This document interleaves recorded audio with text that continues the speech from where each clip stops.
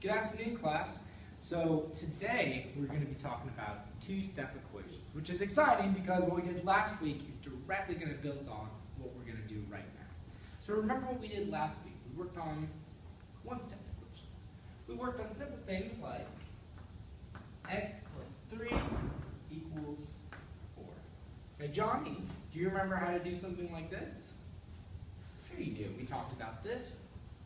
Just subtract 3 from both sides of the equation. And we had great things, so 3 minus 3 is 0. We have x equals 4 minus 3, which is 1. X equals 1. So remember, our goal in doing any of these equations is what? Our goal is to find what 1 x equals. And that's exactly what we did in this example right here. We found out just what x by itself equals. So remember what we did a couple days ago? We started to build on this a little bit. We said, well, what if I wasn't talking about addition or subtraction? What if I wanted to know if x was multiplied by something? What if 3x equals 4? Valid question. We decided that the best way to attack these is to divide both sides of the equation by 3. Both sides, what x would be multiplied with. So we have 3 divided by 3, just 1. So x equals 4/3. Right, brilliant. So today, we're going to combine what we've learned here in both of these. We're going to have our first two-step equations.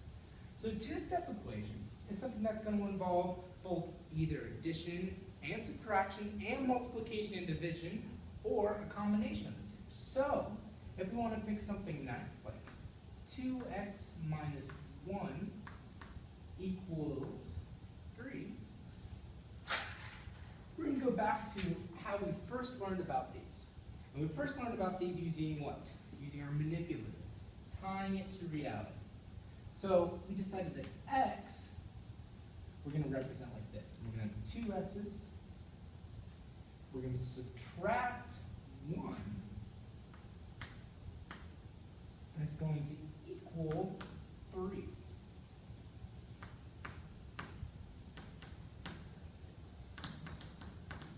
Right? Great. So this is our representation of exactly what we have here. This is 2x minus 1 equals, and we'll write that right here.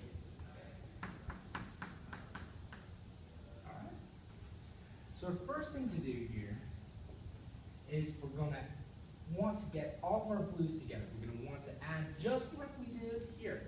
So we're going to keep our x by itself and keep everything here. So the way we do this is to add 1 to each side. And we're going to be left with 2 of our x's. And this is going to be equal to 3 plus 1. We're going to add 1 to both sides. We're going to have 4. Now, some manipulatives might be green, and it might be double-sided, so this might be a subtraction problem like this. And when you want to add 1 on both sides, you flip it over like that. So this will be moved over that way and get turned into a blue. So this is going to be our equation 1. You know? These are x's, and these are our numbers. This will be 2x equals 4. Great. So our goal, remember, is to find out what 1x equals. And here we have 2. So the best way you can do this is just to line them up. We've got 2 x's here, and we have 4.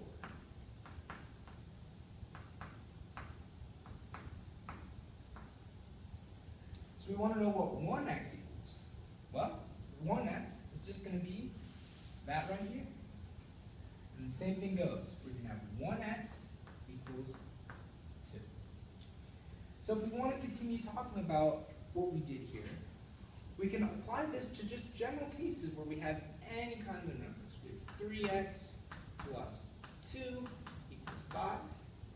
The first thing we're going to do is work with the addends, and we're going to fix this. We want our 3x's by itself, just like how we have the red right there. So we're going to subtract 2 from both sides. And what are we going to have? 3x equals 3. And just like we did here, and we did in these equations we had last week, we're going to divide both sides of the equation by 3. And what will we be left with? The 3's will cancel out, right? We'll have x equals 3 divided by 3, same thing, 1. Great. So now you guys have the basic concepts ready. You can practice on your own. We'll get small groups and work it out, and I'll be here to work around and see if you guys have any